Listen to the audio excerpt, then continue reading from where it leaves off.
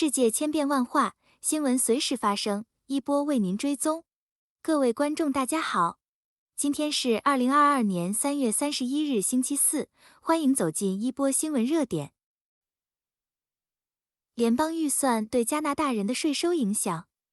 财政部长 Chrystia Freeland 将于4月7日提交联邦政府的预算计划，其中可能会影响个人、公司和慈善机构的各种税收措施。以下是潜在税收变化，以及我们是否有可能在下周看到这些变化。1、税率。最高收入者的最高税率有所提高吗？33%的最高联邦税率在2022年的收入超过221708加元时生效。新民主党选举前提议将这一比例提高了2个百分点，达到35%。这将使哥伦比亚省、安大略省和魁北克省的最高综合边际税率，包括联邦和省级部分，达到约 55.5%， 而新斯科舍省为 56%。2、特殊群体税收抵免。自由党选举前承诺将首次购房者的税收抵免增加1倍，引入房屋装修税收抵免，以帮助家庭为单位为家用电器维修提供新的信贷。鉴于政府引入其他针对性抵免，包括最近增加的合格教育工作者教学用品税收抵免和数字新闻订阅税收抵免，下周我们可以看到这些正式引入2022年纳税年度。3、首套房储蓄账户。预算可能包含对首套房的新免税储蓄账户，该账户将允许40岁以下的加拿大人为他们的第一套房屋供款至4万加元，供款的资金将获得税收减免。新计划的细节可能会在预算中看到，预计发布日期为2023年。4、房屋投机税。政府已经宣布打算对住房征收投机税，旨在减少市场上的投机需求，帮助冷却过快的价格上涨。该计划将对购买或转让所有权之后12个月内出售其主要住所的个人征收税款，并将出售收益视为当年的纳税年度的应税资本收益。5、资本利得税基比例。它不在自由党的选举纲领中，但鉴于新民主党将资本利得税基标准比例提高到 75%， 如果宣布了更改，则可能会在预算日生效。因此，担心这一变化上升的投资者可以考虑通过获得实现当前收益来重新平衡其投资组合，从而锁定 50% 的税基率。6、取缔私营企业避税安排。政府可能会决定通过新的立法修正案，将取缔一些老练的纳税人一直在采用的各种公司税收筹划安排，以减少私人公司应缴纳的税款。目前 CRA 一直在通过法院系统寻求实施这一计划，但立法修正可能会更容易解决这一问题。政府可能会针对这些盈余剥离和非加拿大控制的私营公司进行立法改革。7、慈善捐赠。上周发布的财政常设委员会预算前报告载有222项关于税收改革和支出的建议，其中包括恢复一项旧措施，取消对向慈善机构捐赠私人公司股份或不动产的资本利得税。目前，资本利得豁免仅适用于公开交易证券、共同基金、合格的生态环保土地或加拿大文化遗产的赠与。8、慈善支付配额。注册慈善机构每年必须将最低金额用于自己的慈善计划或向其他慈善机构捐赠。这一支出被称为支付配额。目前，加拿大慈善机构的支付配额定为 3.5%。政府可能会选择在即将到来的预算中将支付配额提高到更高的百分比。利率的上升速度会更快、更高吗？本月初，当加拿大央行2年来首次提高基准利率时，它向借款人发出了一个明确的信息，即廉价货币的时代即将结束。虽然经济学家预计央行今年将逐步再加息6次左右，但越来越多的人认为，央行可能需要比预期更快、更大幅地采取行动，以控制已经处于一代人以来最高水平的通胀。央行很有可能在4月份将其利率提高半个百分点，将基准利率提高到 1%。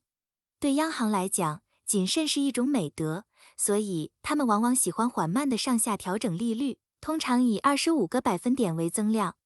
一次上调半个百分点表明，央行可能认为有必要采取更积极的行动。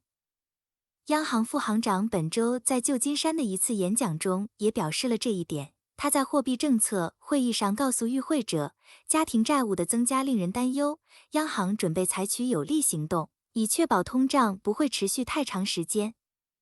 对于美国银行经济学家 Carlos Capistran 来说，央行行长们的强硬措辞清楚地表明，在降低通胀方面，一切都摆在桌面上。他上调了利率预测，不只包括一次，而是连续3次大幅加息。他现在预计央行将在4月、6月和7月的3次会议上分别加息50个基点，并在明年之后再加息50个基点，直到银行利率保持在 3.25%。这几乎是加拿大央行在大流行之前 1.75% 的利率的2倍。这是我们自2008年金融危机之前才能看到如此之高的利率。固定利率贷款也不能幸免。浮动利率贷款与央行的利率挂钩，最近几周，由于预计央行的加息举动，它们一直在小幅走高。与此同时，固定利率贷款不受央行利率的影响，而是根据债券市场的情况进行定价。但过去1个月，市场也一直在闪烁红色警告信号，利率正在快速走高。本周5年期债券收益率自大流行以来首次突破 2.5%， 这推动了固定抵押贷款利率远高于 3%甚至 4%。如果预测是准确的话，加拿大央行利率将升至 3.25%， 那么预计可变利率将实现类似的飞跃。每个房主口袋里花在其他支出上的钱都少了500加元，这就是为什么加拿大央行开始担心的原因。不断上升的抵押贷款利率将拖累他们的支出。如果因大幅增加的抵押贷款支出压缩了每个房主的生活支出的话，可能会影响整个经济。在不推翻经济的情况下，控制通胀之间找到适当的平衡是央行的工作。经济学家对这一最佳状况有一个术语叫软着陆。央行试图实现的所谓软着陆变得更加困难，因为长期以来倾向于在加息和降息时保持谨慎。如果预测加息是渐进的，而不是为了适应当前的经济状况，这可能会滋生更多的通货膨胀。为什么中国新增病例多是无症状者？流行病学家正在研究目前的中国疫情，试图确定无症状感染病例的比例如此之高的原因，以及这对中国未来的防疫策略的影响。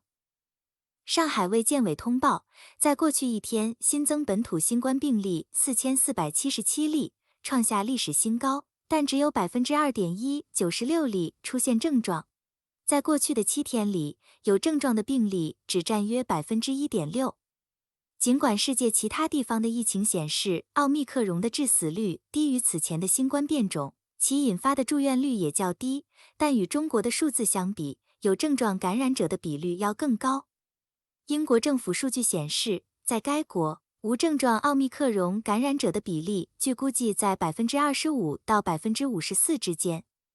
在英国等国已经开始实施与病毒共存的政策，取消了所有新冠防疫限制的同时，中国政府依然坚持动态清零政策不放松，国际旅行也仍然受到严格限制。以下的解释能够告诉我们上海乃至中国无症状感染者比例为何如此之高。1、大规模严格检测。在世界大国中，中国是唯一一个进行大规模、无针对性测试的国家，这种检测势必会发现更多的无症状感染者，同时按照预期，也可能会发现更多的有症状病例。2、较低的毒性和较高的疫苗接种率。中国对奥密克戎依旧实行严防死守，部分原因是经过近2年的严格管控后，民众面对病毒的免疫力和抵抗力存在不确定性。不过，上海新冠问题专家张文宏在微博上写道，虽然奥密克戎传播速度很快，更难防控，但它比起此前的变种，毒力真的是明显降低了。3、发现感染的时间较早。无症状者多，也与早期筛查、早发现有关系。大范围的筛查让不少患者在感染初期未出现感染症状时就被发现，开始隔离，今天是无症状，明天也许就有症状了。4. 合并感染。此外，也有可能在世界其他地方病例中发现的许多症状是由新冠与感冒病毒合并感染引起的。特别剧烈的普通感冒菌株经常以类似于新冠的方式出现。研究人员说，此前世界各地的防疫限制导致包括流感在内的其他传染病染病率明显下降。随着世界大部分地区现在开始尝试与病毒共存，那些病毒也有了卷土重来的机会。拜登该倾听李显龙的建议吗？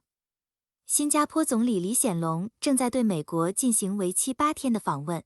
李显龙多次提到国际社会的团结与合作。他提醒华盛顿，如果美国切断与中国的合作，代价非常高。他还强调，印太经济框架应该建立在双赢的基础上，并作为与该地区接触的一种方式，而不仅仅是在战略或安全和潜在的敌对基础上。新加坡是美国在东南亚最亲密的伙伴之一，尽管不是正式的条约盟友。新加坡在东盟具有重大影响力，因此李显龙的讲话对华盛顿是真诚的，在东盟具有代表性和象征意义。过去一段时间，一些国家认为，如果做出足够的让步，美国就可以为他们提供足够的支持。然而，人们一次又一次地证明，美国的承诺就像一张窗户纸一样。华盛顿的美国优先议程只关心自己，不关心其他国家，这让一些国家遭受了痛苦，也让其他国家更加警觉。新加坡曾积极接受美国发起的跨太平洋伙伴关系 TPP， 但随着美国退出该协议以徒劳告终。今天，美国正试图在亚太地区推动另一个北约，并将北约扩展到该地区，在该地区嵌入了更多的冲突风险。作为一个植根于全球化的国家，新加坡承受不起大国之间的地缘政治对抗，特别重视其周围环境的安全与稳定。因此，他对地缘政治风险非常敏感，并对局势有前瞻性的判断。近2年来，新加坡政界人士多次警告称，亚太地区正朝着非常危险的方向发展，并多次呼吁美国接受中国的崛起，不希望被迫做出令人反感的选择，同时强调这也符合美国的根本利益。然而，华盛顿往往忽视了这种理性的声音。一个不可避免的现实是，美国想编织一张收紧的网来围堵中国，无论是五眼联盟还是四方 AUKUS， 没有一个成员是东盟国家。舆论注意到，在美国总统拜登会见李显龙后的新闻发布会上，拜登6次提到印太地区，但李显龙几乎没有使用这个带有强大集团政治的美国概念，而是选择了亚太，这清楚地表明与美国的立场存在差距。谢谢各位的收看，一波帮助海外华人及时追踪全球各地发生的新闻热点。如果对您有帮助，欢迎点赞、订阅和分享。下期不见不散哦。